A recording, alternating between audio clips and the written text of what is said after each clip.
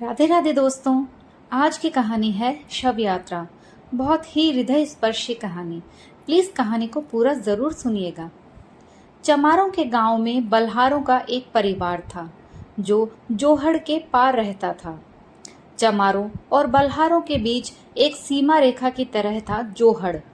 बरसात के दिनों में जब जोहड़ पानी से भर जाता था तब बल्हारों का संपर्क गांव से एकदम कट जाता था। बाकी समय में पानी कम हो जाने से किसी तरह वे पार करके गांव पहुंचते थे।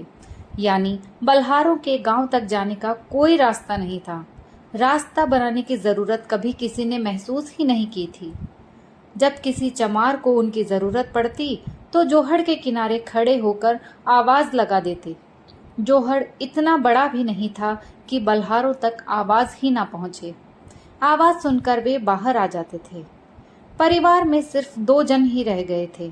सुरजा, जिसकी उम्र ढल चुकी थी, और उसकी बेटी संतो, जो शादी के तीसरे साल में ही विधवा होकर मायके लौट आई थी। सुरजा की घरवाली को मरे भी 3 साल हो गए थे। घर बाहर की तमाम जिम्मेदारियां संतो ने संभाल रखी थी। सुरजा वैसे भी काफी कमजोर हो चला था। उसे दिखता भी कम था, लेकिन फिर भी गांव के छोटे मोटे काम वो कर ही देता था। सुरजा का एक बेटा भी था जो 10-12 साल की उम्र में ही घर छोड़कर भाग गया था। कुछ साल इधर उधर भटकने के बाद उसे रेलवे में नौकरी मिल गई थी। इस नौकरी ने ही उसे पढ़ने लिखने की ओर आकर्षित किया था। इसी तरह उसने हाई स्कूल करके तकनीकी प्रशिक्षण लिया और रेलवे में ही फिटर हो गया था। नाम था कल्लू, जो अब कल्लन हो गया था। जब संतों की शादी हुई थी, सारा खर्च कल्लन ने ही उठाया था। सुरजा के पास तो फूटी कौड़ी भी नहीं थी। कल्लन की शादी भी रेलवे कॉलोनी में ही हो गई थी। उसके ससुर भी रेलवे में ही थे। उसे पढ़ी लिखी पत्नी मिली थी, जिसके कारण उसके रहने सहने में बहुत फर्क आ गया था। उसके जीवन का ढर्रा ही बदल गया था। गांव में वो कभी कभी ही आता था, लेकिन जब भी वो गांव आता, चमार उसे अजीब सी नजरों से देखते थे। कल्लू से कल्लन हो जाने को वे स्वीकार नहीं कर पा रहे थे। उनकी दृष्टि में वो अब भी बल्हार ही था, समाज व्यवस्था में सबसे नीची, यानी अछूतों में भी अछूत। गांव में वो अपने आप को अकेला महसूस करता था। परिवार के बाहर एक भी ऐसा व्यक्ति नहीं था जिससे वो 2 घड़ी बतिया सके। गांव के पढ़े लिखे लोग भी उससे कटे कटे रहते थे। आखिर वो था तो बल्हार ही, जोहड़ पार रहने वाला। गांव वाले उसे कल्लू बल्हार कहकर ही बुलाते थे। उसे ये संबोधन अच्छा नहीं लगता था। नश्तर की तरह उसे बांधकर हीन भावना से भर देता था। इस बार वो काफी दिन बाद गांव आया था। उसने आते ही सुरजा से कहा, बापू, मेरे साथ दिल्ली चलो। सरकारी मकान में सब एक साथ रह लेंगे। ना बेटे, इब आखिरी बखत में यो गांव क्यों छुड़वावे। पुरखों ने यहाँ आके किसी जमाने में डेरा डाला था। यहीं मर खप गए इसी माटी में। इस जोहड़ की ढेंग पे रह के जिंदगी काट दी। इब कहाँ जाएंगे। सुरजा ने आंखें मिच मिचाकर अपने मन की बात कही थी, जैसे अतीत में वो कुछ ढूंढ रहा था। कल्लन ने संतों की ओर देखा। वो तो चाहती थी इस जहालत से छुटकारा मिले, लेकिन बापू की बात काटने का उसमें कभी ना पहले हौसला था और ना अब है। बस चुपचाप बैठकर पैर के अंगूठे से मिट्टी कुरेदने लगी थी, जैसे उसका सोच उसे कहीं बहुत दूर ले जा रहा था, जहां दूर दूर तक भी कोई किनारा दिखा नहीं पड़ता। कल्लन ने जोर देकर कहा, बापू, यहाँ ना तो इज्जत है ना रोटी। चमारों की नजर में भी हम सिर्फ बल्हार हैं। यहाँ तुम्हारी वजह से आना पड़ता है। मेरे बच्चे यहाँ नहीं आना चाहते। उन्हें यहाँ अच्छा ही नहीं लगता। उसकी बात बीच में ही काटकर सुरजा बोला, तो बेटे, यहाँ मत आया कर। मारी तो कट जागी इसी तरह। बस संतों की फिक्र है, यो अकेली रह जागी। यो टूटा फूटा घर भी शायद अगली बारिश ना देख पावे। तुझे जो मारी चिंता है तो तू इस घर को पक्का बनवा दे।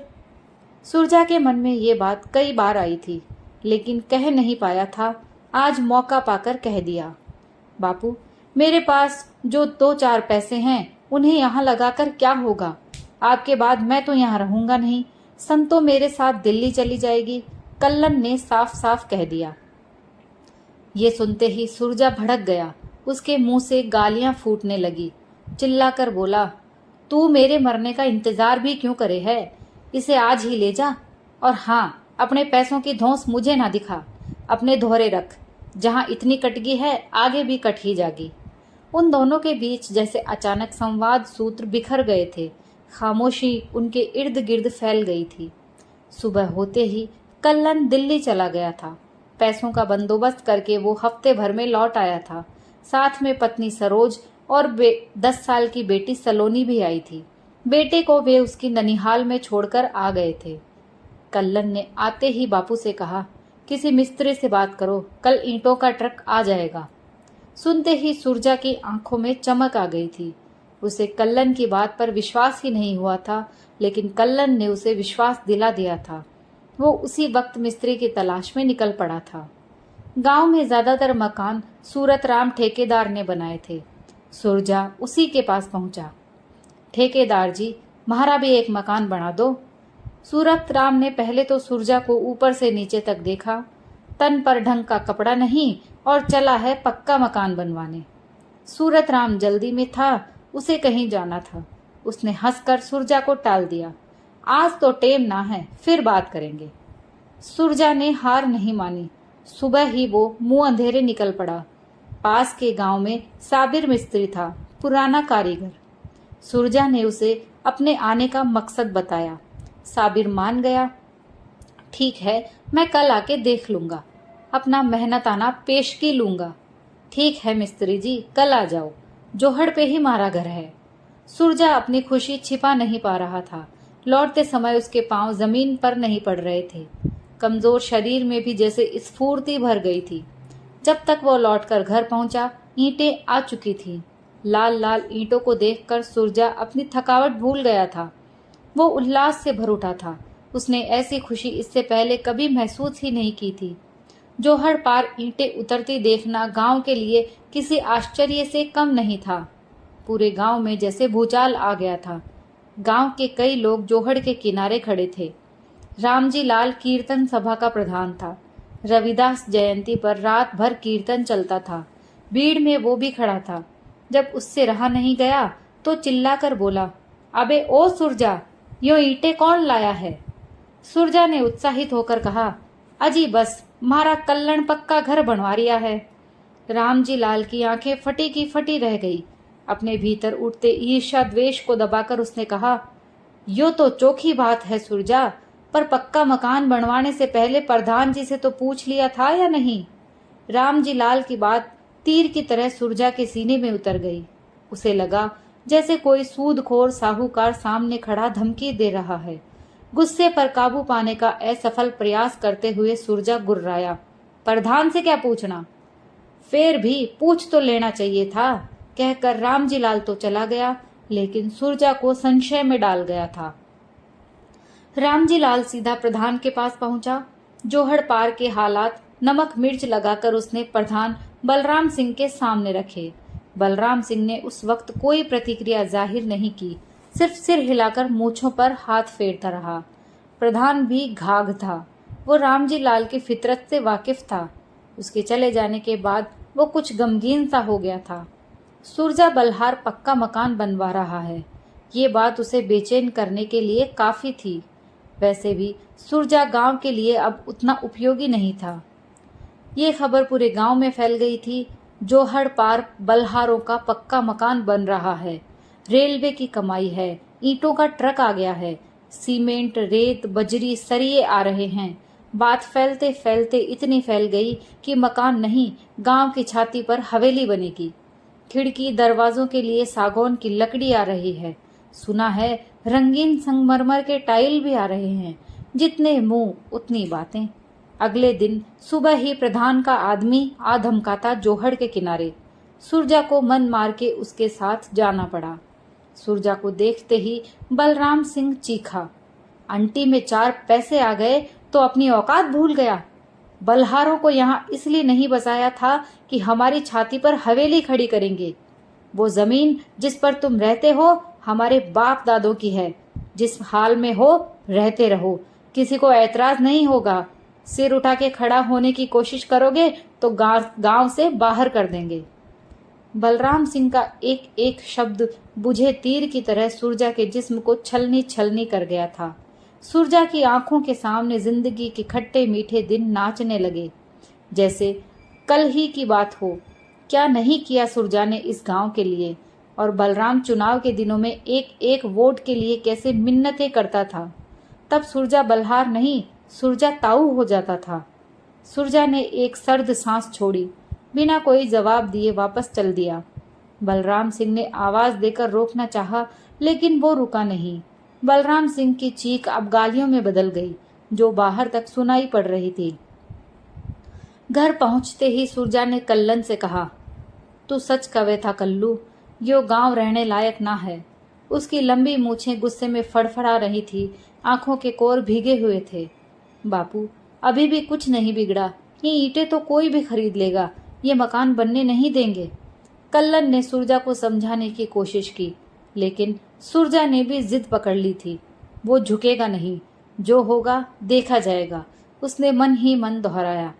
ना बेटे, मकान तो इब बन के रहेगा, जान दे दूंगा पर यो गांव छोड़ के न जाऊंगा, सुरजा ने गहरे आत्मविश्वास से कहा।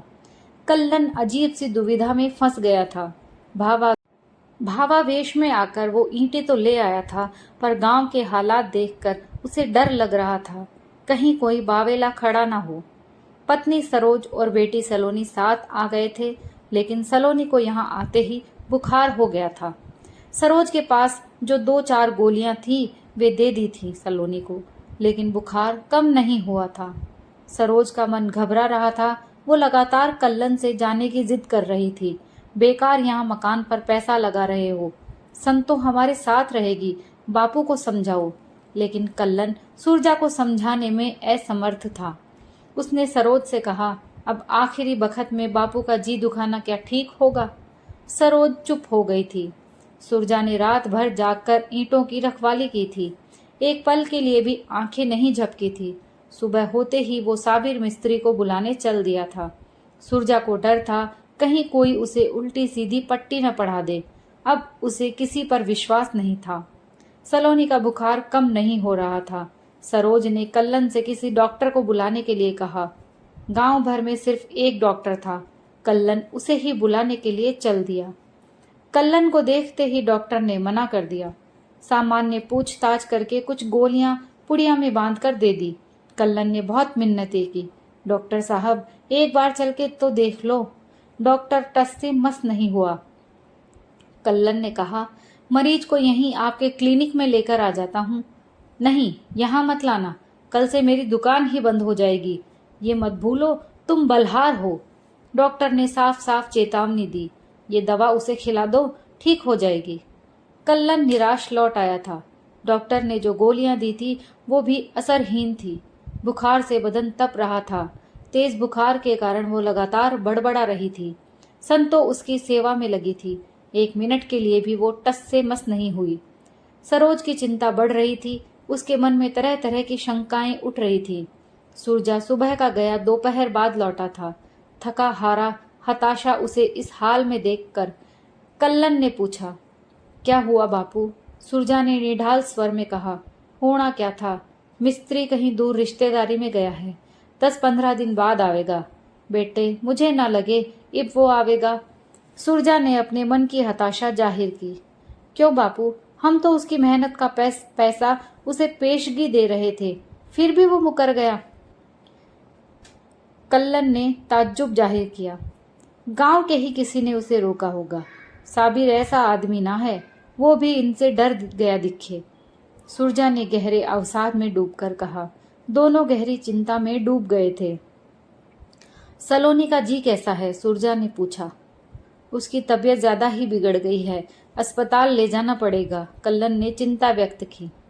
किसी झाड़ फूंक वाले को बुला लाऊं? कहीं कुछ उपरा ना हो? सुरजा ने मन की शंका जताई। नहीं बापू, मैं कल सुबह ही उसे लेकर शहर जाऊंगा, बस आज की रात ठीक ठाक कट जाए। कल्लन के स्वर में गहरी पीड़ा भरी हुई थी। सुरजा ने उसे ढाढ़स बंधाया। पूरी रात जागते हुए कटी थी। सलोनी की तबीयत बहुत ज्यादा बिगड़ गई थी। सुबह होते ही कल्लन ने सलोनी को पीठ पर लादा, उसके इर्द गिर्द ठीक से कपड़ा लपेटा। सरोज साथ थी। वे धूप चढ़ने से पहले शहर पहुंच जाना चाहते थे। शहर गांव से लगभग 8-10 किलोमीटर दूर था। आने जाने का कोई साधन नहीं था।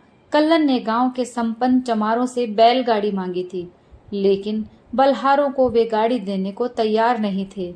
पीठ पर लाद कर सलोनी को ले चलना कठिन हो रहा था। वो बार बार पीठ से नीचे की ओर लुढ़क रही थी। कल्लन की पत्नी सहारा देते हुए उसके पीछे पीछे चल रही थी। वे जल्दी से जल्दी शहर पहुंचना चाहते थे, लेकिन रास्ता कांटे नहीं कट रहा था। जैसे जैसे धूप चढ़ रही थी, सलोनी का जिस्म निढाल हो रहा था। उसकी सांसें धीमी पड़ गई थी। शहर लगभग आधा किलोमीटर दूर रह गया था। अचानक कल्लन को लगा जैसे सलोनी का भार कुछ बढ़ गया है। बुखार से तपता जिस्म ठंडा पड़ गया था। उसने सरोज से कहा, देखो तो, सलोनी ठीक तो है। सलोनी के शरीर में कोई स्पंदन ही नहीं था। सरोज दहाड़ मारकर चीख पड़ी थी, मेरी बेटी को क्या हो गया है? देखो तो, ये हिल क्यों नहीं रही? उसने रोते हुए कहा। कल्लन ने सलोनी को पीठ से उतारकर सड़क के किनारे लिटा दिया था। वो हताश ठगा सा खड़ा था। उसके अंत में से एक हड़कंप सी मच गई थी। 10 वर्ष की जीती जागती सलोनी उसके हाथों में ही मुर्दा जिस्म में बदल गई थी। सब कुछ आंखों के सामने घटा था। वे जोर जोर से चीख कर रो रहे थे। रास्ता सुनसान था।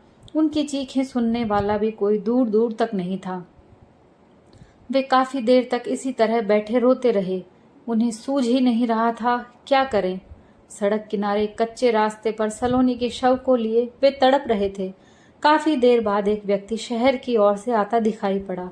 उन्हें उम्मीद की एक झलक दिखाई दी, शायद आने वाला उनकी कोई मदद करे। राहगीर क्षण भर उनके पास रुका, लेकिन बिना कुछ कहे आगे बढ़ गया। शायद उसने उन्हें पहचान लिया था। उसी गांव का था। कल्लन को लगा इंसान की जात ही सब कुछ है। आखिर वे उठे और बेटी का शव कंधों पर रखकर गांव की ओर लौट चले। कंधों पर जितना बोझ था, उससे कहीं ज्यादा बोझ उनके भीतर समाया हुआ था। सलोनी के बचपन की किलकारियां रह रहकर उनकी स्मृतियों में कुलाचे भर रही थी।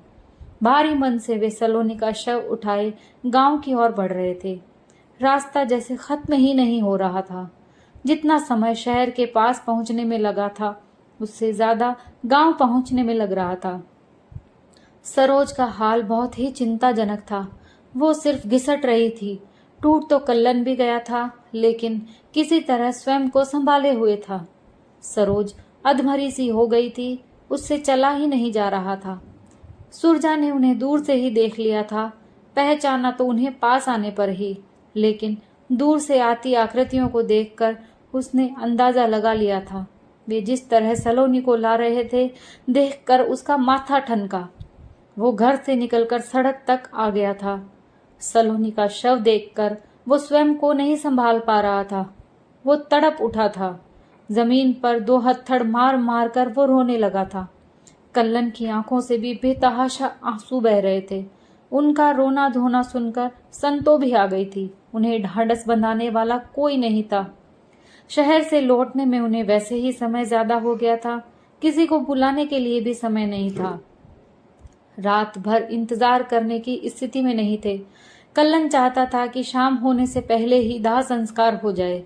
सलोनी के शव को देखकर सरोज बार बार बेहोश हो रही थी। समस्या थी लकड़ियों की। दाह संस्कार के लिए लकड़ियां उनके पास नहीं थी। सुरजा और संतो लकड़ियों का इंतजाम करने के लिए निकल पड़े थे। उन्होंने चमारों के दरवाजों पर जाकर गुहार लगाई थी, लेकिन कोई भी मदद करने को तैयार नहीं था। घंटा भर भटकने के बाद भी वे इतनी लकड़ी नहीं जुटा पाए थे कि ठीक से दाह संस्कार हो सके। घर में उपले थे। संतों ने कहा, लकड़ियों की जगह उपले ही ले जाओ। चमारों का शमशान गांव के निकट था, लेकिन उसमें बलहारों को अपने मुर्दे को फूंकने की इजाजत नहीं थी। कल्लन की मां के समय भी ऐसी ही समस्या आई थी। चमारों ने साफ मना कर दिया था। गांव से बाहर 3-4 किलोमीटर दूर ले जाकर फूंकना पड़ा था। इतनी दूर सलोनी के शव को ले जाना, लकड़ी उपले भी ले जाने थे। सुरजा और कल्लन के अलावा कोई नहीं था जो इस कार्य में हाथ बटा सकता था। बल्हारों के मुर्दे को हाथ लगाने या शव यात्रा में शामिल होने गांव का कोई भी व्यक्ति नहीं आया था। जात उनका रास्ता रोक रही थी। कल्लन ने काफी कोशिश की थी। वो रविदास मंडल, डॉक्टर अंबेडकर युवक सभा के लोगों से जाकर मिला था, लेकिन कोई भी साथ आने को तैयार नहीं था। किसी न किसी बहाने वे सब कन्नी काट गए थे। रेलवे कॉलोनी में अंबेडकर जयंती के भाषण उसे याद आने लगे थे। उसने उन तमाम विचारों को झटक दिया था। गहरी वितृष्णा उसके भीतर उठ रही थी। उसे लगा वे तमाम भाषण खोखले और बेहद बनावटी थे। कल्लन ने सुरजा से कहा, बापू और देर मत करो। उन दोनों ने कपड़े में लिपटे सलोने के शव को उठा लिया था। स्त्रियों के शमशान जाने का रिवाज बल्हारों में नहीं था, लेकिन संतों और सरोज के लिए इस रिवाज को तोड़ देने के अलावा और कोई रास्ता नहीं बचा था। संतों ने लकड़ियों का गट्ठर सिर पर रखकर हाथ में आग और हांडी उठा ली थी। पीछे पीछे सरोज उपलों से भरा टोकरा लिए चल पड़ी थी। इस शव यात्रा को देखने के लिए चमारी ने अपनी छतों पर चढ़ गई थी। उनकी आंखों के कोर भीगे हुए थे, लेकिन बेबस थी, अपने अपने दायरे में कैद। बल्हार तो आखिर बल्हार ही थे, अपने ही नहीं, उन्हें तो दूसरों के मुर्दे भी ढोने की आदत थी। चमारों का गांव और उसमें एक बल्हार परिवार। दोस्तों, कहानी यहीं समाप्त होती है। आपको कहानी कैसी लगी प्लीज़ कमेंट्स करके ज़रूर बताइए। कहानी को लाइक और शेयर कीजिए, और अगर आप मेरे चैनल पर नए हैं तो प्लीज़ मेरे चैनल को सब्सक्राइब कीजिए। कहानी सुनने के लिए आप सभी का बहुत बहुत धन्यवाद।